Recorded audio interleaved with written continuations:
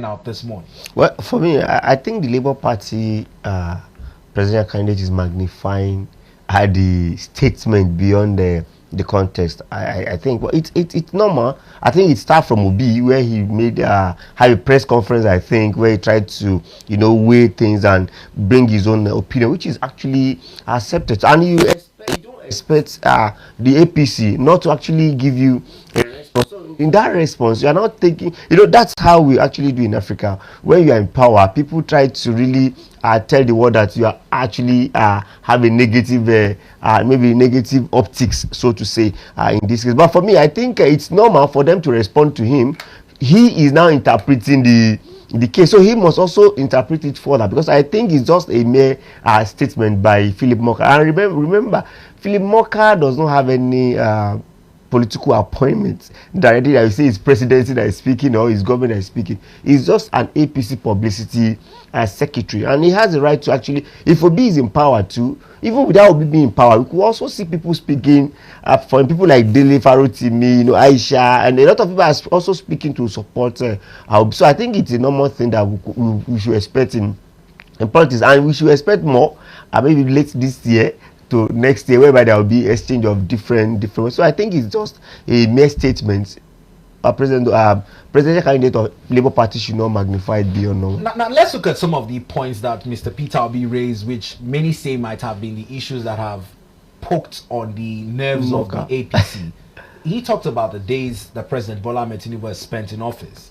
He says out of 580 days in office, the president spent 180 on foreign trips. He says the president should start 2025 with a decision to cut down on foreign travels and visit more states within Nigeria. Do you think that he had a point there, or was that statement one of those statements, owing to the antecedents set by former President Muhammadu Buhari, might have been one of those, people would say, stoking or hitting the policy in terms of how Nigerians will react to such statistics? All right, honestly, I think Obi is playing his role as an opposition party, and I'm even happy that he has time to actually analyze and say it. For me, our president travel a lot, and I will agree with Obi that the president needs to stay more. I need to really feel the pulse of people. We have seen president who just, get to some places. Though, according to Wike, he said, Bola Ahmed Tinubu used to come out sometime, this and that. But he should actually go to those localities. Though there's some argument that said, when you say president should come, there was a role of National Assembly, what was the role of governors, what was the role of local government chairman. But the thing is, president is the president, so you need to feel the pulse. So I think Obi is actually right to actually call him to action, and also to expose the level at which he has been traveling to Nigeria more. It's a good thing. That's part of healthy conversation we want to see from opposition party to the ruling party. And that's why I said, when they now try to reply, Obi should not see it as anything. He should not magnify it and make it as if it is a because Obi is still coming again to bring another thing. So I even expect them to do sectorial analysis of this government, that here, these are what you're supposed to do, you have not done here, these are what you're supposed to do, because a whopping 180 days outside Nigeria within how many months, it's actually high.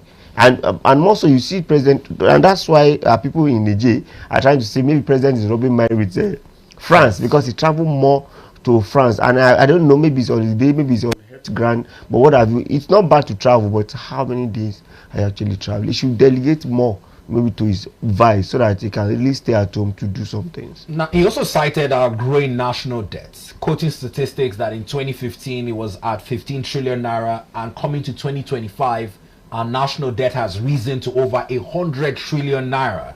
He's also questioning the borrowing of government, but in the defense of the presidency, they say that the current president has not put his fingers into ways and means, and that whatever has been borrowed now is for capital projects. Does this justify our rapidly increasing national debt? Well, for me, I don't think debt is a bad thing. And our debt servicing as well. I don't think debt is a bad thing, but what you actually use the debt to do is the major issue. Because let me go back to President Muhammadu Buhari. Beyond ways and means, he actually borrowed sukuk. and Sukuk we could see the road. You actually borrow to fix railway, and we could also see railway. So if you are doing a project tied loan, I think it's a good one. Then the percentage of the interest rate and the moratorium, if it's favorable to Nigeria, it's a good thing, because you know why? The best economies in the world borrows. America, Japan, and which other country now? About 3 of them. China. These people are the biggest borrowers, and they are actually doing well. So for me, it's not bad.